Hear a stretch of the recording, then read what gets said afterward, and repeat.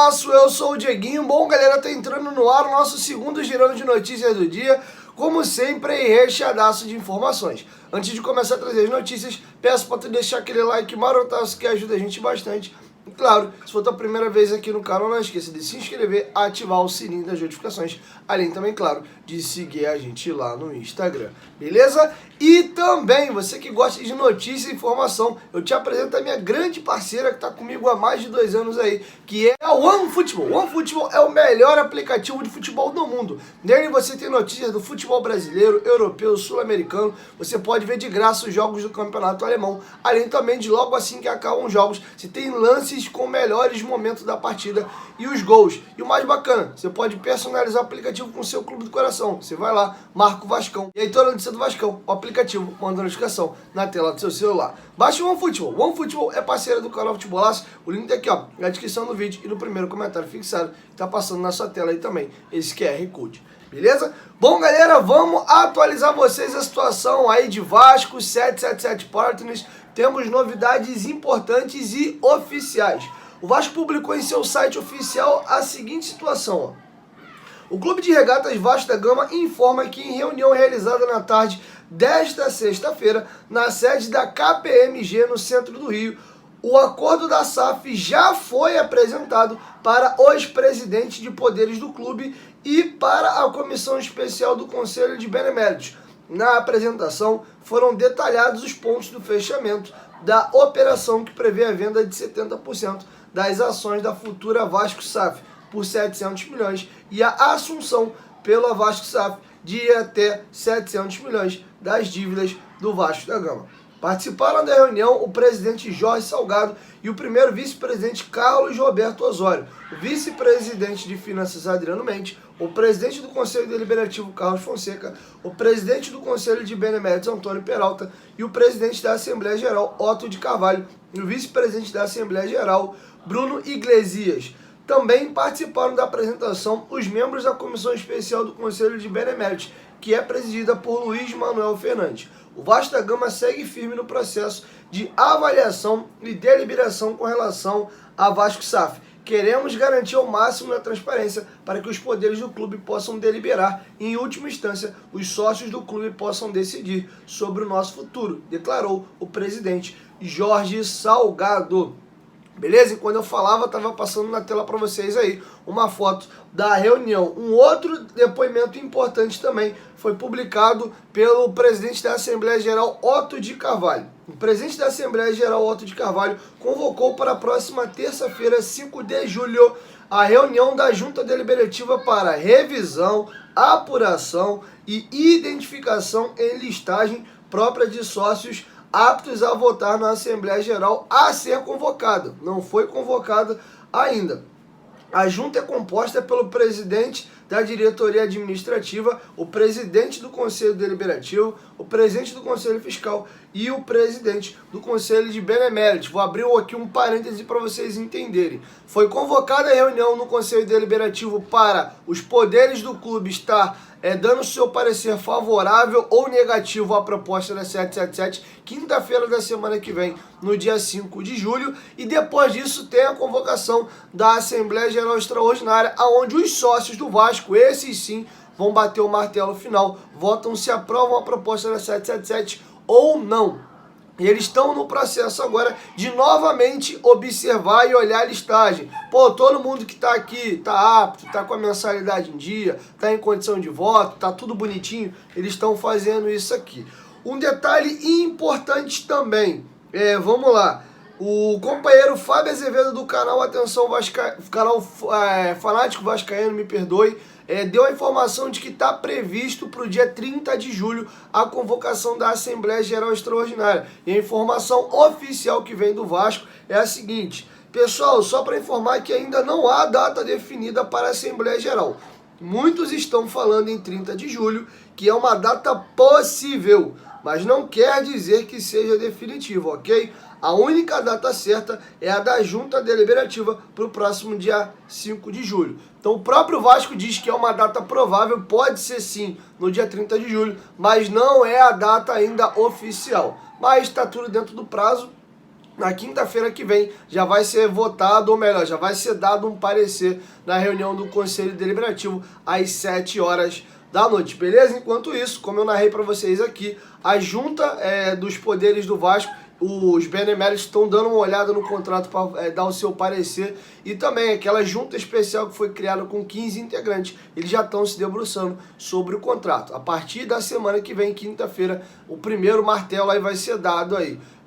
Beleza? Então logo eu tenho novas informações, eu trago para vocês aqui no canal. Para finalizar, olha, muito importante, presta bastante atenção em cada detalhe. Vamos encerrar o vídeo atualizando a situação médica dos jogadores do Vasco da Gama. Beleza? Lá no finalzinho tem duas perguntas minhas ao Dr. Gustavo Caldeira a respeito da questão do Sarraf, Fiore e do Ulisses e também sobre a situação de Anderson Conceição. E no começo, o Dr. Gustavo Caldeira vai atualizar a situação do Nenê, que ele foi substituído e houve um relato de que ele estava sentindo incômodo na panturrilha no jogo. Gabriel Dias, pelo depoimento que vocês vão ouvir aí, está praticamente fora no jogo de domingo, ele ainda sente dores na patela.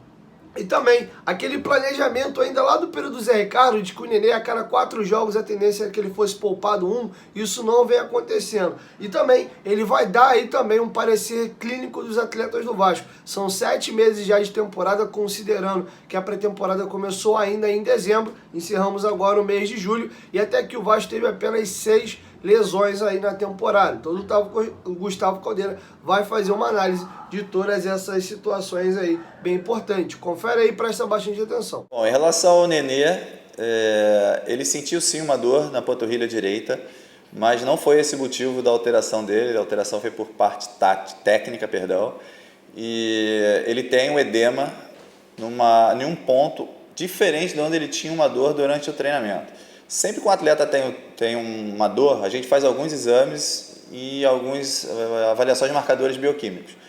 Todos esses estavam normais durante a semana e ele vinha treinando e performando perfeitamente. Então, a partir do momento que o atleta treina com algum tipo de dor e essa dor é suportável para que ele mantenha a performance dele igual, a gente não tem indicação para tirar o atleta, a não ser que seja um caso muito específico que não era o fato. Ele jogou, performou. Se foi mal, se foi bem, isso aí é independente do departamento médico, mas a alteração dele de fato foi por questão técnica.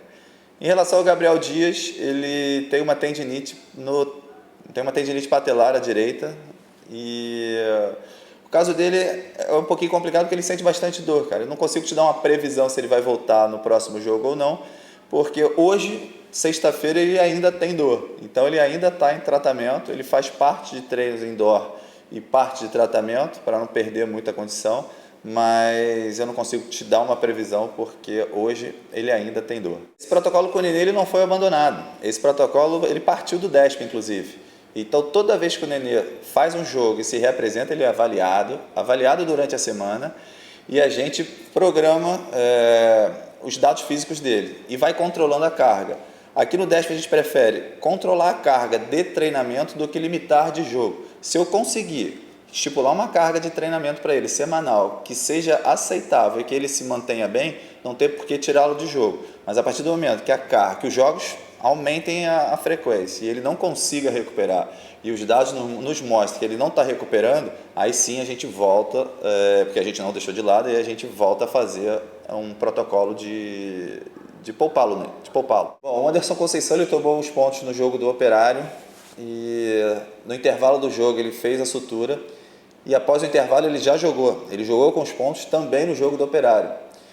Enfim, não existe contraindicação para atleta jogar com pontos. Não existe contraindicação. É óbvio que essa decisão ela é compartilhada com o atleta. Como não existe uma contraindicação absoluta do departamento médico do atleta jogar, o atleta também participa dessa tomada de decisão. Se ele se sentir confortável, estiver confiante para jogar e o treinador quiser apostar no atleta, não tem por que tirá-lo. E assim foi tomada a decisão. Foi tomada a decisão em conjunto. Departamento de Saúde e Performance, atleta e comissão técnica. Boa tarde, doutor Gustavo Caldeira, Dieguinho do canal Futebolaço. Eu queria complementar a pergunta do companheiro Tébaro do Grupo Globo a respeito do Anderson Conceição. Ele tomou os 2 pontos agora e vai ficar fora do jogo de domingo pela expulsão.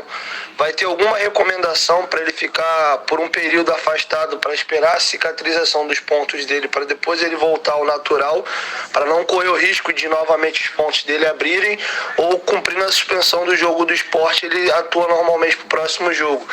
E uma segunda, eu queria que se fizesse uma atualização para a gente da situação do Sarrafiore e também do Ulisses, que estavam com voltas programadas para dentro do mês de julho. Obrigado.